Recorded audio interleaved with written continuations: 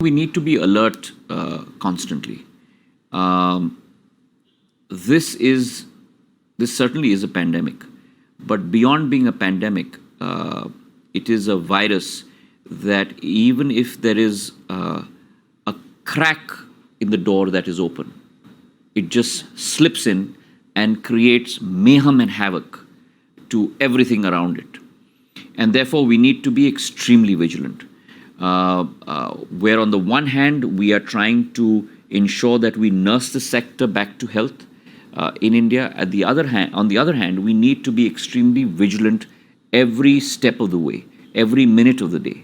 And therefore, this ministry, along with the health ministry, is looking at this sector with a very hands-on approach, with a daily monitoring approach, to be able to ensure that as we bring normalcy back, for example, 100% capacity is on stream today, starting the 18th of October. At the same time, we are looking at increasing flight connectivity on the international route to allow much more tourism and business travelers to come in. But that too must be monitored, must be engaged. And I do think the fact that the Prime Minister's imperative and the achievement of our government of 100 crore vaccines is a landmark achievement, not nationally. It's a landmark achievement globally. And that has only been possible because of the foresight, the dedication and commitment of the Prime Minister himself on this issue. I think that we need to be vigilant, safe, but at the same time, we need to start opening up as well. So it's going to be a very calibrated approach, but a calibrated approach that ensures that we bring normalcy back as soon as possible. And that responsibility is not incumbent on the Ministry of Civil Aviation alone, or the Ministry of Health alone, or the Government of India alone. It's also incumbent upon you and I and our viewers as citizens of this country. So we need to be safe. As Prime Minister said, "Do gaz ki duri, mask hai zaruri." As he has said, "Jaan hai to jahan hai." So we need to be responsible citizens in our country. And if we are able to follow that principle, I'm sure that India will remain secure as it has for the last couple of months, and we will go back to the economic growth of double digits, which we are nearing as we go by in the next couple of months. Well, I think it brings about a paradigm shift and a huge inflection point. Air India has been our national carrier, has been our flagship carrier, and more than anything else, Air India is more than a product, it's a feeling. It's something that you cannot tangibly put words to describe. It's something जो हिंदी में कहते हैं ना कि हमारी ज़हन में है, right? And therefore, I believe that through this step that Government of India has taken, it's a historic step which will bring about a huge paradigm change in the service capabilities in the civil aviation sector. I do wish the new owners the best of luck. I do believe that it will bring about a new value proposition, a new service proposition, and I also believe that it'll herald a new change of service SLA, service level capabilities in the sector. From the government's point of view, it was an important step. It was extremely important for us from a fiscal standpoint as well. We still had close to about 50,000 crores, 46,000 crores to be exact, of debt on the balance sheet. Close to about 62,000 crores if you take all the current liabilities in place as well.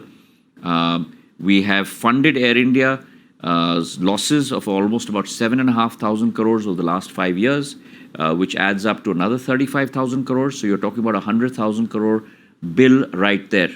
Keep in mind as well that over the last 15 years, the Government of India has also invested close to about 50,000 crores of equity into Air India, as well as given government guarantees of another 50,000 crores. So if you add both those numbers together, you're looking at almost 200,000 crores. And it is the responsibility of Government of India to make sure that every rupee that we spend brings about dividends in terms of economic growth or social upliftment for our people across the length and breadth of our country. And therefore, this divestment is not only going to herald a new sun in the civil aviation sector, but it's also going to close the chapter on a long dusk of resources that were being withered away by Government of India, and those resources now will be channeled towards much more productive uses where you will see social returns coming from those resources as well. Here again, Kriti, let me elaborate, is another example to you of the Prime Minister's directive of the whole of government approach. Krishi Udan version 1.0, which was part of the budget, was a pioneering move. Today in India, we have close to about 118 to 120 million metric tons of milk that we produce. We're the largest milk producers in the world. We have close to about 200 million tons of fruits and vegetables that we produce. We're the second largest fruit and vegetable producer in the world. We have close to about 300 million metric tons of food grains that we produce. We are the third largest food grain producer in the world. That's the asset side of your balance sheet. On the processing side, only close to about 40% of this is processed. The amount of wastage is huge, close to about $14 billion per annum. And so look at that potential that needs to be harnessed.